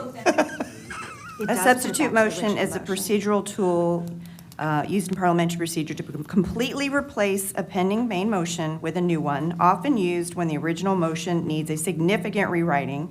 It is treated as a primary amendment, and if a substitute motion is adopted, it supersedes the original motion, cutting off all amendments to the original. The group first votes on whether to substitute the new motion for the old one, and only then proceeds to debate and vote on the new one, the new substitute motion. But we did not vote We on did the not vote substitute. to substitute the motion. Nope. So your motion is, the motion is still good. Okay, would you be satisfied if we just did a vote on your original motion? No, actually, I would be satisfied if we just quickly voted to substitute the motion as Mr. Coons suggested. And once that we approve that the substitute motion Yeah. supersedes my motion, then we can take, we don't need to vote again, but that original vote that you just took should And this substitute suffice for the is vote. what she wanted. Yes. With the 9. Mr. Okay, Coons? This is from our book. So these are the Roberts Rules of Order. This is where I got it from. The subsidiary motions include motion to amend. So it was just an amend to get it off dead center with the idea of going back. But I yield to the experts. You were the last one who thought would be trouble. Honestly, we could quickly just vote that his motion to either amend or supersede mine By hand. is approved by the group. That's all we need to do. We don't really need to go re-vote on what we thought we were voting on before. It just needs procedurally to be approved, that's all, by the board, by a majority vote. So if everyone's good with Mr. Coons's substitute motion or amendment, then that's what we have to vote on And we first. can do that We by skipped hand. that part. Point of order, what did we just vote on then? We're just trying to do 9 representatives. We were voting That's on all. moving from 7 to 9. We were not voting on whether we approved microphone. his substitute amendment. Turn your microphone. Correct. That's what exactly, Mary Helen knows, that's what we did. Please turn on your microphone. We voted, Can't put 2 microphones. No, Mr. Johnson, We voted to move, we voted on moving from 7 to 9, it failed. But what we did not do, and procedurally she's correct, we did not agree as a group to allow Mr. Kunz's substitute motion or amendment, whatever you want to call it. We didn't vote to say, yeah, let's do that. We approve that. Can we do that retroactively? but I thought we did. You indicated that you were okay with whatever. Everyone has to vote on it. I was okay. she was okay. I was okay with it, but we still need a vote. Everyone has to be okay with it, not just All me right, withdrawn. Okay, And we can do it by hand. Thank you, I'm sorry. so the motion then is to, Can we read the motion clearly, whatever we're voting on? that may be a good idea. Yeah, and all the time before we Go vote, ahead. let's make it clear. The original, Yeah, then the amendment. Microphone, please. and that's the interest. It wasn't an amendment. It was He a did a substitute. substitute. A subsidiary amendment and motion substitute to is amend. It was a friendly subsidiary motion to amend. Yes, he did. He said What it's we a were already friendly working substitute. towards. And the substitute motion. And Ms. not. Droege seconded that. I thought that's what we voted on. So to amend, Cut it off. I'm fine with voting again on what I thought we were voting on. Can we just get clarity as to what we're about to vote Yeah, on? that's what I But want. also what we just voted on. I am. I know what we voted on. I am too now. If you want to be procedurally correct, Mr. Chair, we can have a motion to set aside the vote that we just had. oh, If we want to do, I know it's not that complicated. A motion to set aside the vote that we just had on the motion made by Mr. Coons. Everybody that's in And then we'll favor of roll that would back then and- say this, because we don't have to go through the roll call. Then Ms. Snively can once again state her motion, and it was a friendly amendment with no objection by Ms. Snively, and so then we would vote on that. So we have 3 votes to do, in other words. I think that'd be the cleanest way. But we can do the first one by a show of hands, yeah. Do we all agree on the procedure for that? Yeah. No, repeat it. I will make a motion at this time to set aside the vote that that this Charter Review Board just took on what we perceive to be a properly voted upon motion to substitute made by Mr. Coons and seconded by Ms. Droege, and that motion would need a second. I second it. Okay, so we have a motion by Ms. Holt, and the second was, can I say you, Mr. Latham? Anybody. Okay, so we're going to set aside the vote, and we're going to start a couple other votes shortly after that. Correct. Well, first we have to vote on the motion on the floor. Set aside. Yes. Yeah, by hand. Everybody show of hands. All in favor of the motion? Setting aside the vote we just took. Your motion and substituting his motion? No, just setting aside. Just set aside the vote. We're rolling back the clock. Okay. So, It appears to be unanimous, so the motion Yeah. passes. Okay. Yeah. I guess. Now, we're going to vote on your amendment. No. We're voting No. on the fact that he's making an amendment. Everyone needs to agree that it's okay for him to make that amendment. They're Okay for him to they're make in the agreement amendment? with the amendment. No, Without, in without order to- knowing what the amendment excuse me, contains. Not the yes, actual in order amendment, to do that, please tell us what the amendment is. It's no Let's longer a substitute, restate. right? Say what it is. Read it out so we know what we're voting on. But that's not what we're voting on. What are we voting We're on? voting on whether or not to approve the fact that he's making an amendment. Then we've already voted on the vote. No, that vote gone. That, We just everything- rescinded we set it aside. We just rescinded that. Yeah, we just set that Okay, aside. so if I could, perhaps. So, since we're back at a status quo, what we've been discussing for 2 meetings was the motion made by Ms. Snively. And so what would be appropriate at this time would be for Mr. Coons to make his, pursuant to the way that our documents read, his subsidiary motion to amend Ms. Snively's motion, to which she has no objection. And that motion would be 9 with no designation, just going from 7 commissioners to 9. That's all it is. No designation of single or anything like that. And that's the one I seconded. Question. Correct. And then we voted. But we just need to do it appropriately. Okay, question. Yes, ma'am. We're about to vote, if Mr. Kuhn make a motion, to go from 7 to 9. Correct. To amend Ms. Snively's motion. The motion now is to amend her motion, and it's a friendly amendment. After we vote on that, we will then vote on his actual motion. So we're going to vote 2 more times. So we're just voting now to allow him to amend. Yes. And so we're going to stop using the literary substitution. He's amending. Okay.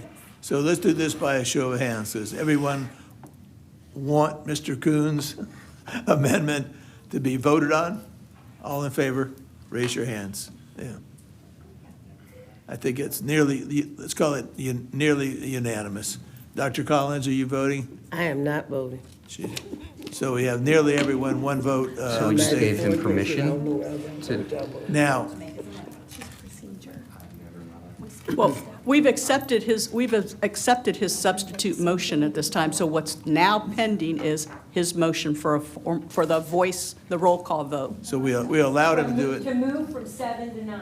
Yes. Okay. We're back at where we were a couple minutes. Same thing we voted on. We just put it in Okay, a. roll call vote for that. This is a roll call vote. This is the motion. You want to comment, Mr. Coons? To move I from made it loud and 7, clear to move before. from 7 to 9 commissioners. Yes, sir, would you want to go through the ranks, sir? Carlton, No. Collins, No. Droege, No. Hall, No. No? Jarosh, Yes. Joden, No. Coons, Yes. Latham. Yes. I'm sorry, could you repeat that into the microphone? Yes. Thank you. Yes. Shaw, Yes. Snively. No. Taylor, yes. White, No. Holt, No? Wood, Yes. Motion failed 6-8. Thank you. So now, do we go back to your motion, your original motion? No, we're done. So, Honest to God, are we really done? so we're done with that. That's funny. So we're unable to have the possibility of moving the number of commissioners to 9. That issue's now dead. That is Is dead. that Right, correct? and what we're going to do now, if we do anything, is decide, are we keeping the status quo of 4 to 3? Or are we moving to 7 single-member districts? Or some other combination? I don't know. But that would be the next motion to be made by somebody. Oh, my God. Would be keep like the to status motion. quo or move to 7 single-member. But Mr. Coons will not be allowed to amend it. I'd like to make a motion for 7 single-member districts. We have a motion. And I will By second. Mrs. Snively for 7 single-member districts. And a I'll second second. by Mrs. Hall. 7 single-member districts. Anyone want to, Ms. Holt? So I'm going to take a pass at a substitute. No. A substitute motion. I've heard everybody talk about a little bit more personal representation at a local level. I would make a substitute motion at this time that instead of the 4-3 split, it'd be a 5-2 split. But we would still have 2 countywide. That dies because there's no second. I'm pretty good on this one. Oh, wait a minute. No. Repeat that. What's the original? Wait a minute. Currently, we have 7 single-member districts on the now, right? That's what she. That's what we have, 7 single-member districts. It's been motioned and second. You was just making a substitute motion to go 7, make this 7, 5-2, Correct. so that we would have that, okay, at large. In the spirit of compromise and people not thinking I'm totally inflexible. No, but wouldn't it be more appropriate to? Yes. I mean, she made a motion, Yes. it was seconded. Wouldn't the appropriate thing to be to vote on that motion? Not if she wanted to do a substitute or amendment to the No, motion. but not to substitute it. get a second, it's going to die. Yeah, It's second. yeah, it dies if I. She just got one. So, you know. No, but that was, I was just play trying it to get out. clarity on it. Mr. So Chair, we were trying to vote, excuse me, I'm going to come right back to you, Mr. I'll White. need a spreadsheet pretty soon. So we were trying to follow a motion for 7 single-member districts, but we just have an attempt to substitute, what was it, 4-3? No. No. No. 5-2. 5-2. To me, that changes the substance of it. I'd rather just vote. That's, vote I it- can vote it up or withdraw, I down. can withdraw that. Yeah. At this point, I can withdraw the substitution. I would prefer that. However, I would want to reiterate Not yet. all the previous arguments that I've made so that there isn't in any way any mistaken, I still think it's critical that we have some county-wide representation. And I don't want everybody to think I'm not open to suggestions and thoughts and compromise. Ms. Snively and I talked about compromise 3 meetings ago.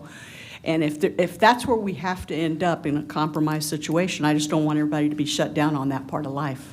Ms. Droege? Julie, Madam Vice Chair. Oh, that's okay. Julie's good. I don't think anybody feels that you're inflexible.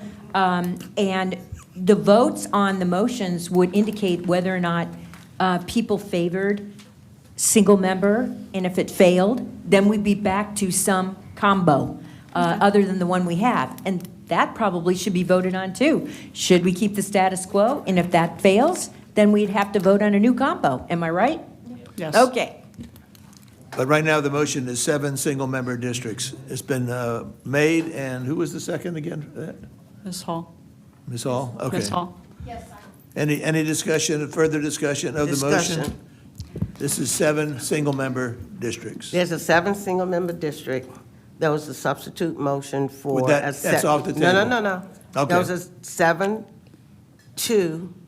That was a discussion to do 7 with a 5-2. A motion was made. The motion was second. The maker of the motion was willing to pull that motion off. The Yes. second has to be willing to pull that off. And the second has not pulled that off, and I'll tell you why. If we pass the 7 single-member districts, then there is no need to say that we're going to do the 5-2. And I understood exactly what you said. So if we do pass it, then that's it. We're at 7 single. you don't have an option. But if there's an interest to do a substitute or an amendment to the motion, whichever one we want to call them these days, if it's a 5-2 for that 7, you can't just remove that and say we can come back after the fact if it doesn't pass. So a make of a motion can withdraw the motion, but the second also need to withdraw. So I just need clarity because I have not withdrawn the second. Oh, yeah. I would say this to you, Dr. Collins, depending on how you're thinking. Even if this does pass at a 7-0, I am still going to make a motion, and it could be for the status quo to be the secondary option to go to public hearing, or it could be the 5-2 that I tried to suggest. But what I hear from this board is that they want some clean motions. So I'm still going to make a motion, if this passes, to go in to have the public weigh in on more than one option. So you're going to withdraw your 5-2 at this time? At this time, I am. I will withdraw the second, knowing that you're coming back with another motion. Okay. So the motion without any amendments that's on the table is the vote for 7 single-member districts. Any further discussion? Do we all understand the motion? Yes. Yes, sir. Would you call the roll, please? 7 single-member districts. Carlton? No. Collins? No? Droege? No. Hall? Yes. Jarosh? Yes. Joden? Yes. Coons? Yes. Latham? No. Shaw? No. Snively? Yes. Taylor? No. White? No. Holt? No? Wood? Yes. Motion failed 6-8. Is there another motion to be made? I move that we keep the status quo, 4-3. Second. That's what I move. The motion is been made by Ms. Droege and seconded by Ms. Holt. Microphone. Point of order, why are we voting on status quo? Yeah, we have just- nothing to say about We that. adjourned sine die and we remained 4-3. That makes no sense. Well, then make a motion To change the combination. I don't want to make a motion. I want one that makes sense, and that didn't. Yeah. You know, We just turned down 7 single member. So if there's no 7 single member, then the only choice at this point is, do you keep the status quo 4-3, or do you change the combination as Julie has suggested? There is nothing else. So I'm good with the status quo. I think I've said the reasons why. we're done. I do still think there are some discussions that we can have, however, based on the things that I have heard commissioners talk about that do matter. And one of them would be if there is an appetite about how to deal with term limits in some way, or if there is, something that we want to do within, another discussion about population in some way that makes really, to be honest, makes better sense to me than what we've had, because I look at the charter as the Constitution. And I don't think we should be amending the Constitution the way we do over and over and over again, just based on the political will of whatever's going on at any particular time. I still am not convinced. I see, and this is no reflection on Commissioner Bowles, because he and I, every time he sees me, we talk. But I am really concerned when we see these population studies and these fiscal studies that we're seeing, that maybe we need to delve in a little bit more. What I've heard people say is that they're upset about term limits. And if that's what we want to talk about, I'm more than happy to do that. But I'm satisfied with the status quo. And I believe that everybody who is on that commission right now is doing the job that they were elected to do. And any disruption of this right now, I just don't think benefits the community. So I'm happy with the status quo. I have a Go quick ahead. question. Mary Helen, if we are satisfied with the status quo, And absent any further discussions about everything else, could we just adjourn and say, we're done here? We didn't move forward on anything? We deadlocked, if you will? The board has that, somebody can move to adjourn sine die. No, we're not going that far. I'm just But we don't, answering. I think to recast your I just want to question, know. do we have to vote on the status quo? No, we don't have We to vote on don't. that. My question is there enough interest in continuing, to discuss some of the things, to just looking around this board? I don't know if there is or not, to be perfectly honest with you. I said at the beginning, I thought it was a good document, and I didn't want to overdo it just to give ourselves something to do. I think it's a fair question. I mean, Chair, you've been pretty clear the past several meetings that the meat and potatoes of what we're going to be discussing, debating, whatnot is the makeup of the districts, and we crash landed that issue. And so I have personally no other interest in any other issues at this point, so I'm fine with sine dieing this. Chair? Well, we have some other issues, though. Point of order? Yeah. Point of order. We have a motion on the floor. I don't believe it's been withdrawn. And if you I recognize me... just tried to clarify that no motion was required.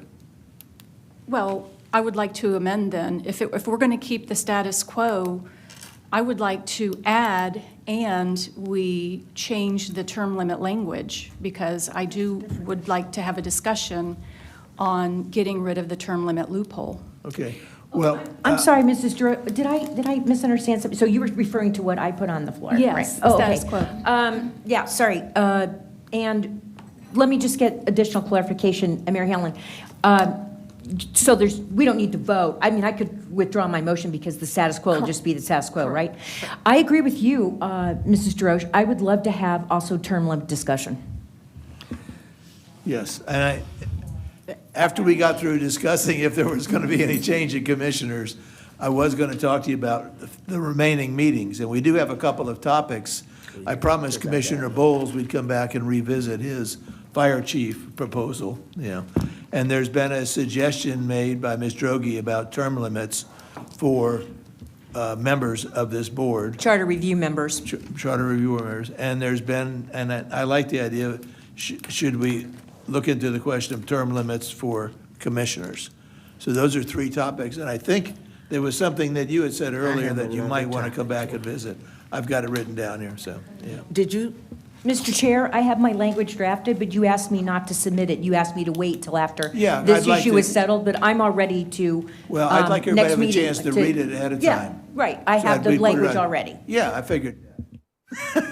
Could I ask that it be sent to board members via sorry? email? So we can all come prepared with something to discuss if she has language? Yeah, at next board meeting, it's a future topic.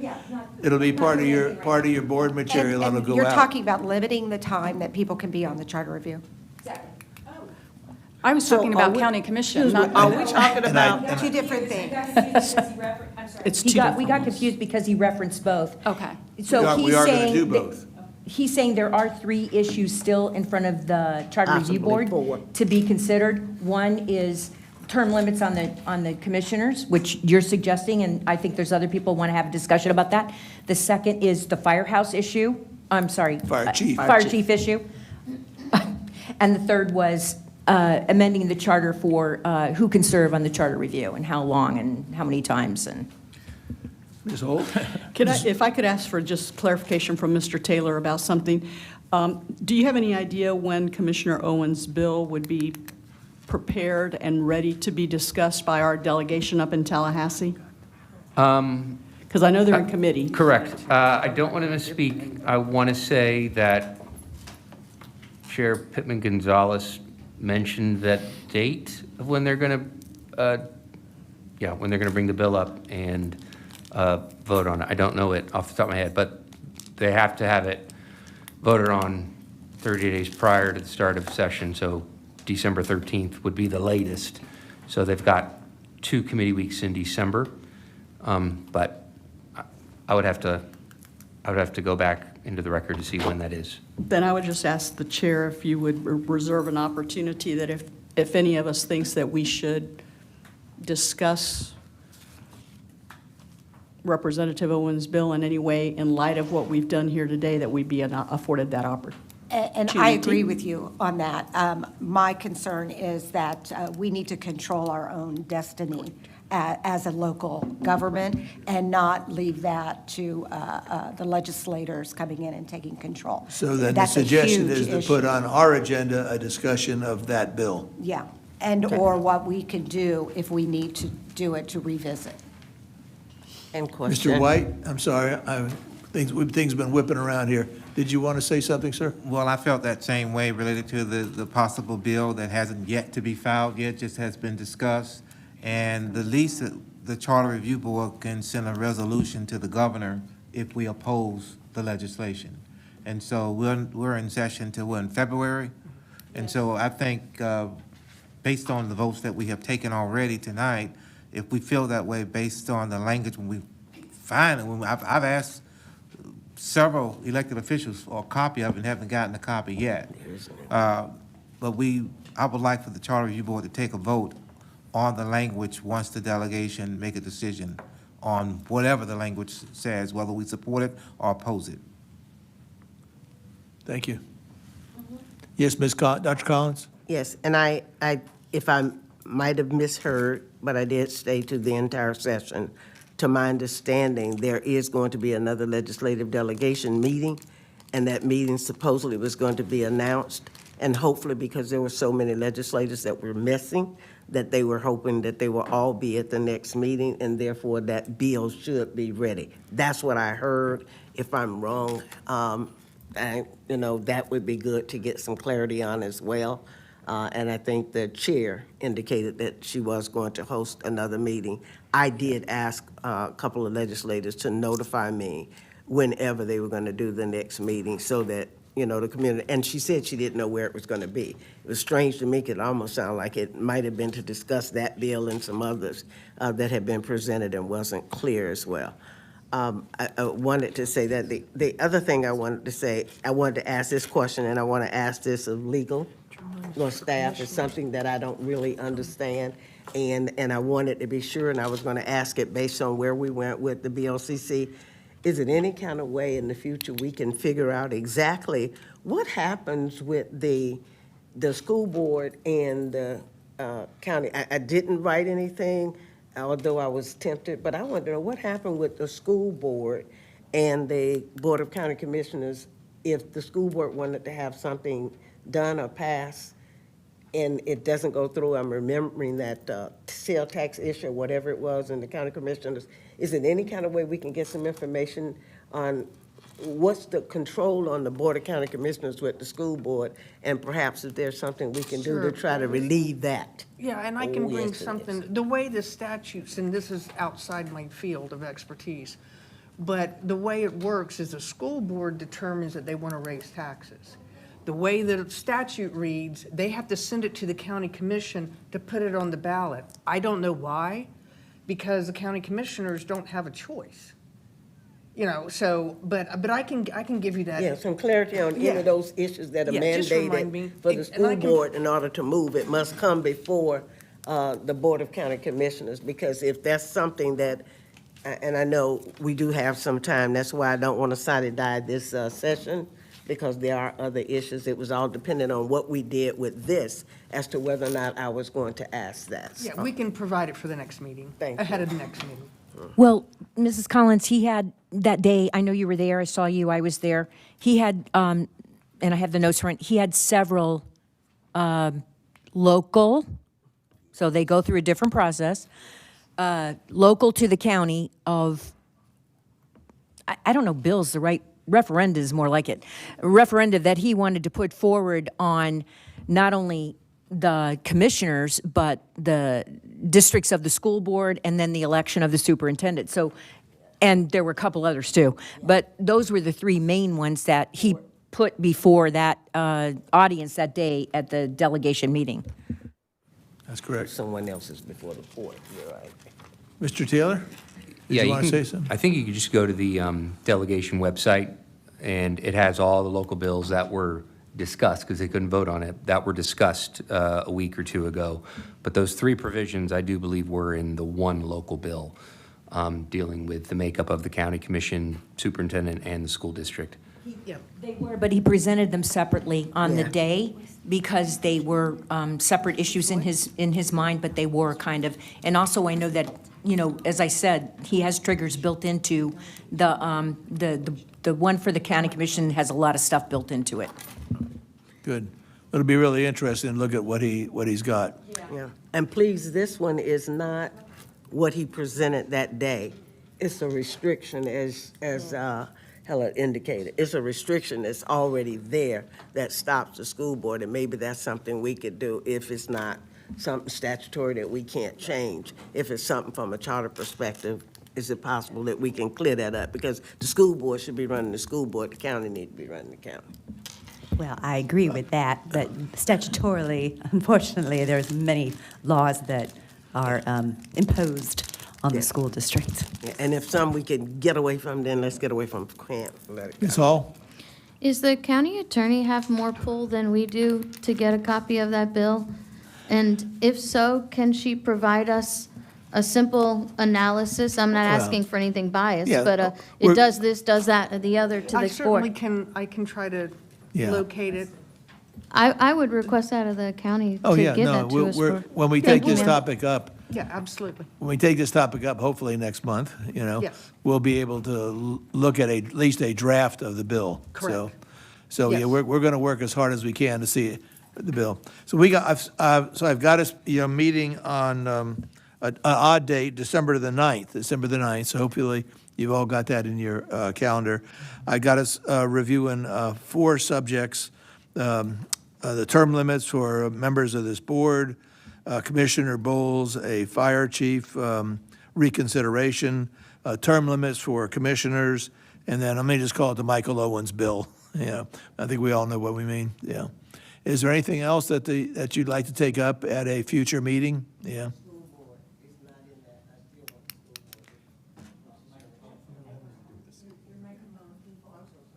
Still wanted the school board issue, Mr. Chair. Okay. To be considered with the restrictions on BOCC. The ones that we know we can't change, that's fine. But if there are those that we can address, that's what I'm looking for. Is it clear to you, Helen, what she wants? Okay, so we have a 5th topic. Any others? Look at, it's 2 minutes, it's 2 minutes to 8. Yes, sir, Mr. White. Well, I just want to make sure that we are staying on agenda based on the sections of the charter that we said we were going to look at. We are, And so. 100%. All right, can we get an email update? Like, The staff has, and I look every month at the staff update of the things that we said we were going to do and what we've done, yeah. Okay. If you could share the update with Mr. White, yeah. Anything else? Thank you all. Appreciate 100% attendance. Have a great night. Bye-bye.